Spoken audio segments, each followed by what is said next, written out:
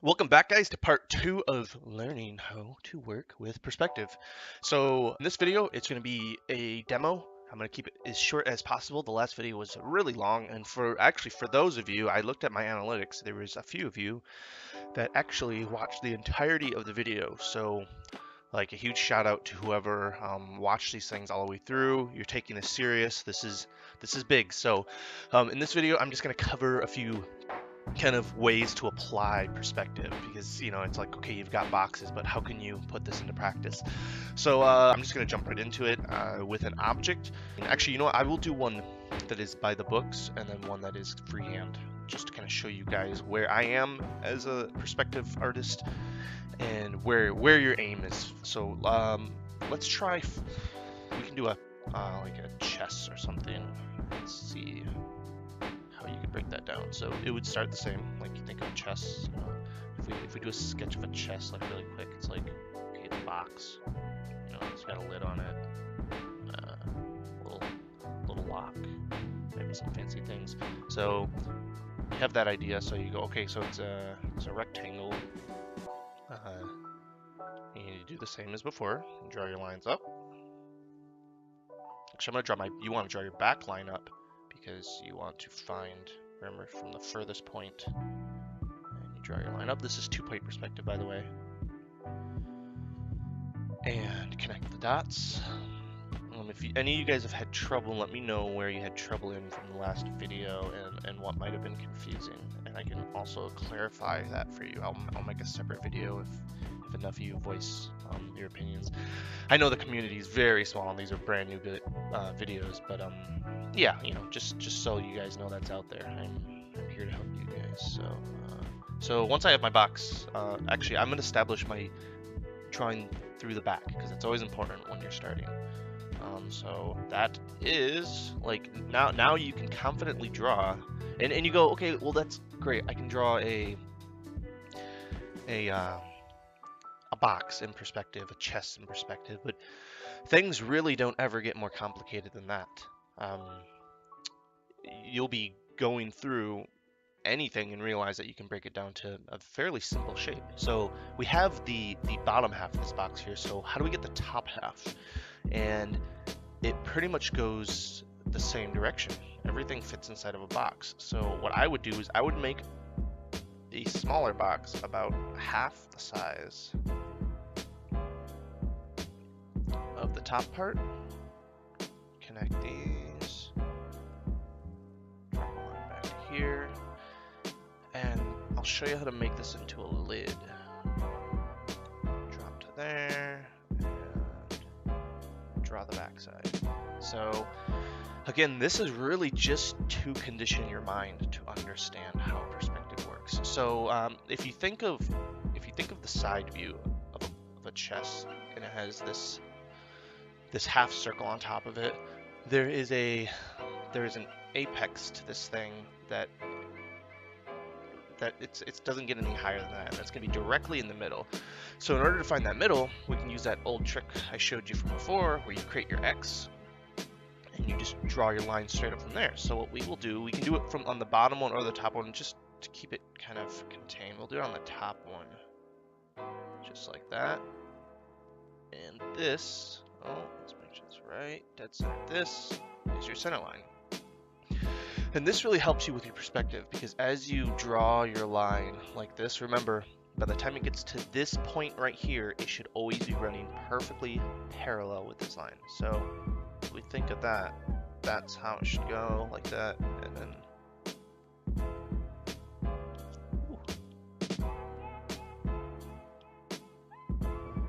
there, sometimes it's really hard to make these lines look right, because I see a lot of people go like this when they're doing their perspective, and they'll shortcut it. You really want to make sure it's kind of following the perspective and it bows out. You'll get the hang of it over time, and that is a perfect box. You can do the same thing over here. And again, remember, runs parallel by the time that line reaches that location. It's running parallel, and then bring it around. And now that you have your chess kind of blocked out, what you can do is you can actually just trace over that with the faint lines of your perspective in the background. The detailing I won't get into, but you can see now that I can get these curves just right. And this hairy sketching I'm doing is really horrible. You shouldn't sketch like this. You should really just be doing like one solid shape, but I'm just trying to rough it in there really quick just to get an idea. So where you would connect this box or this half circle to this half circle is right on the top of the line and right here, and just bring it back to here. And you can erase this back end and you're done. I'm gonna add a bolt on or a lock on really quick just to kind of add one more level of detail. And again, don't assume where that center is, because your mind will usually throw it. See, I was gonna put it like right here as center, but your center is always shrunken. It's closer to here, to the side pointing towards the X, than it is to here, because as things go back in space, they get shorter in distance. So now what we can do is we can draw our lock. Remember, everything points at these two perspective points, so it's really kind of easy once you get the hang of it. Like, everything just follows the same pattern, just points to the same obvious perspective points. So if you want this thing to have a little depth to it, you draw this up like this, and now it's more of a box where I erase this back side. Put the keyhole. You could start to add corners to it and render it, but this is perfect perspective for placing a chest in a room. And like I said, this is not how you will do perspective. This is to condition your mind. So if I was doing a box in perspective, I already know perspective enough that I can fake it.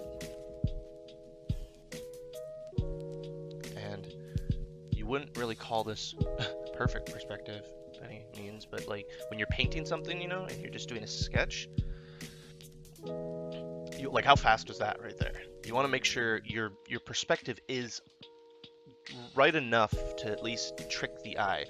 And if you're having trouble, that's when you can kind of fall back on this and go, oh wait, these need to follow, these really need to like go back to some imaginary perspective point. But that's actually how I draw. So yes, this is boring. This is just not fun at all to set these things up. But you can't do this. Like, try it. Try to do what I just did, and you probably won't even see. You probably won't even be able to tell it doesn't look right. But I'm telling you, you'll have a lot of mismatching perspective until you really, settle your brain into this. So vehicles are another thing you can do, and this is going to have to be really sloppy. If any of you actually looked up Scott Robertson's stuff, he does a lot of one-point perspective, which is really nice for doing vehicles, I think, because you get a lot out of it, and it's fairly cheap. So if you didn't watch his videos, he usually starts with his wheel wells, and he will create his car that way. So he'll set up boxes essentially, and if you want to create let's do this, let's erase this line just so you can see what I'm doing. If you want to create the same size boxes, it's actually a really cool technique. You create an X, and then you drop a line from the center point going through the long side of this. And all you have to do is connect this part, this first one, and you're gonna have to reference this video a few times to remember this. Reference this one to this one. As long as you strike through both of them and then drop down, it is the exact same width. And then you don't have to do the X again. It's just here meets here. So just like that. What's cool is this works in perspective as well. So we'll drop from here to here, to here, over, just right like that.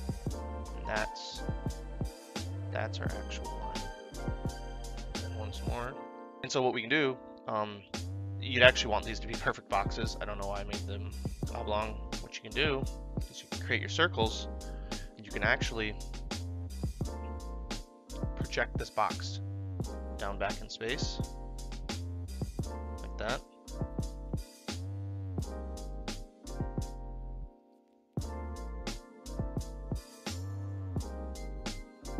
What have I done? It's a very wide car.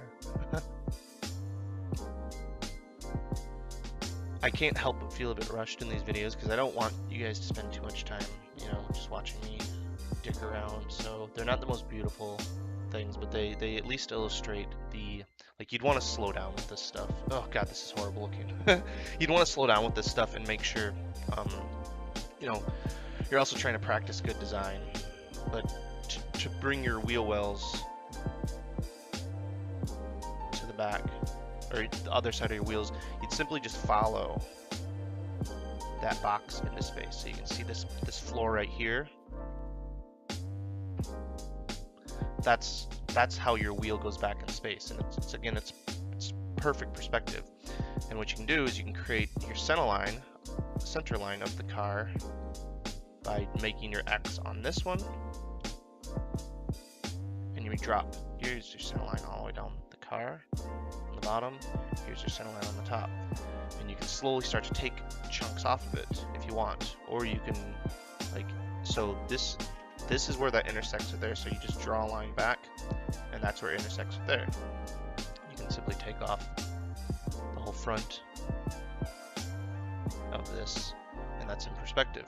And you can build things up like that. Let's say I bring this line, let's use a different color, bring this line upward like this, and now it's like the vehicle is going flat then up. You know, I hate that it's running into that, so it's way too confusing. There we go. So the vehicle's running flat, and then from any point we can bring it up, but I just chose this intersection right here, and then you just drop it back, and then all you have to do is trace this line, and you know it's supposed to meet up with this section right here.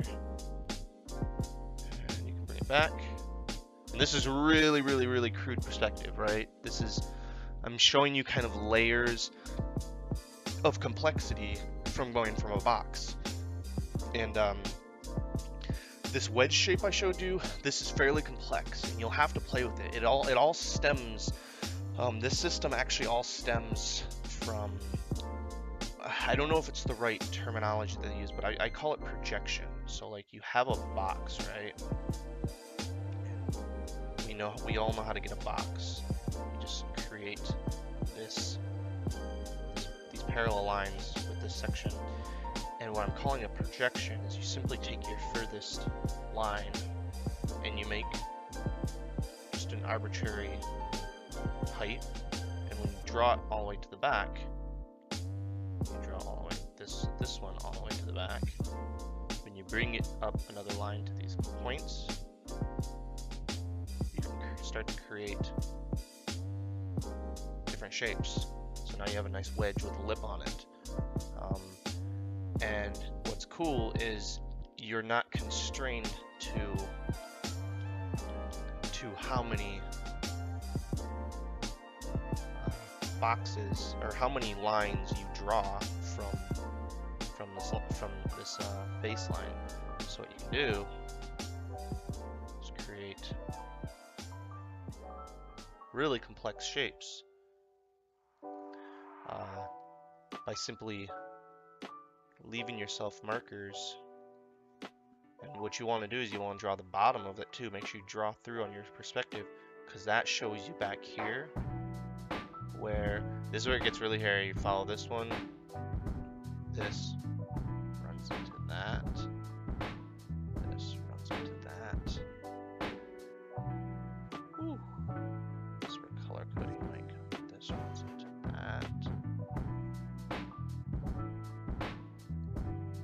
even see that, but we'll draw through it anyway. So now, quickly you can see that I'm creating very complex shapes that are in perfect perspective that you can use to create airplanes, vehicles, buildings. Like this could actually be a pretty interesting building. And again, this is not how I draw. This is how I learned how to draw in perspective. So this is kind of the method that Scott Robertson uses to design his cars, and he'll go as far as to making smooth transitions through the center line, and he'll add multiple center lines where it'll be short here and long here, and you can actually get curvature on both sides, not only going this way but going this way as well. So that is how you can get some really complex shapes, and this method can very easily be brought into things like environments. I think environments are probably the only space I might actually use true perspective, because they're so large. I don't know if maybe that's just habit, but I can see environments really utilizing perspective a lot. So with 2-point perspective, well, let's say this is our actual canvas. This is the image people will see. So if I can rough something out really quick, I'll talk less here unless there's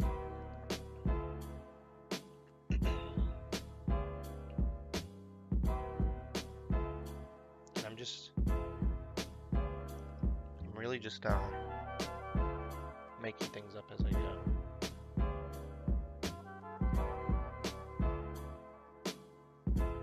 So right now we have some fairly simple boxes. So if you're making an environment, let's say you want things to come off of the building, so you could have overhangs. This. You can really start to layer perspective, or your blocks, and it really is that you're essentially just playing with Legos. This is essentially how you start to really especially if you're just trying to plan out an environment. Let's say there's overhang, like this stuff really wouldn't matter. Like you're planning, there's like an overhang here, maybe and you can start to kind of chisel away at the walls and break down the parts a little bit more, because you don't need to do perspective. Even if you're just learning it and you think you're starting to get a good grip on it, you don't need to. And remember that I'm just faking it. I know it's over here, but I can generally tell that, like, okay, that's my perspective, and this is how I actually draw. Like, I'll have an idea of where my perspective lines are, but I'm freehanding it, essentially, is what it is. And maybe there's a pit here, like some loading dock that comes up to here that dumps stuff in. You can really start to build things out. Maybe there's like a cylinder that comes out, and you see how my lines are always still flowing. I know that this is bigger because as this goes further away from the X, the lines are going to get further apart. So I know my second circle is slightly bigger. Maybe this has got a cut in it. That's really how I work. So have hope that if you learn this well, and if you go really slow, you're not doing this perspective. You don't have all this bullshit line. Like, this is just ugly and annoying. I just want to draw. I want to be lazy. And the key to being lazy is just doing this work up front, and you'll be happy forever. You're in pain for a minute relative to trying to bullshit your way through perspective for years, and then finally going, I could have just done this the easy way. So once you do that, you're good to go. And again, the few people that made it all the way through the video, you guys are the rock stars, and this is gonna show. So keep it up, and yeah, soon you'll just be kind of just blocking things out like this. And in the perspective, it doesn't matter. What's great about this being an illusion is the brain isn't always super intelligent. So you can fake it quite a bit, and you don't have to be perfect. So yeah, like I don't know what this environment is. It's crazy. There you go. So the last one I'm gonna do is anatomy, and this one is entirely freehand. I will not do this in perspective. If you're drawing a character and they've got this crazy pose, let me see here. I'll just do. They've got this crazy pose. What's going on is I actually understand.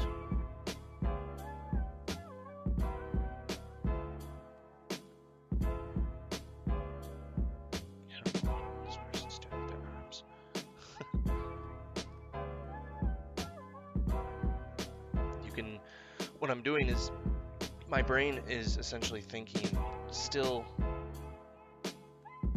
in semi-blocks. I'm thinking about how the blocks are coming at you, pointing at you. This one's kind of almost like parallel to the camera, This shoulder is pointing at you, kind of pointing at you. And when you think of perspective, my mind is just naturally thinking of perspective now, that it feels like this is in a volumetric space. So you get a much better sense of someone standing. It feels three-dimensional, and you don't quite know why, because I'm able to see into the paper. It's actually a strange illusion that your brain itself believes. So, you know, if you were to break this down in its simplest form, this person is standing in a box, like so. And then you can break them down into smaller boxes, right? So this is why you will learn perspective. You have to learn perspective if you would like to be a concept artist. If you'd like to make a living drawing robots and cute girls and anime or anything you want to do that is visual art. If you want to make a living in this, if you really want to take this serious, you got to learn this, and then it's freehand time, and you just get to blast things out and really have some fun. So yes, that is the application of perspective. Next, we will be covering either value or composition. I'll have to figure out what makes more sense for the flow of this curriculum. But yeah, this is awesome, guys. We've gotten perspective out of the way. Please practice everything you see in this video. Do a lot of routine till you feel really comfortable with it. I might make a worksheet for video 1 and 2, so keep an eye out for that. Yeah, so until then, I'm excited to teach you guys painting. I will see you soon. Bye.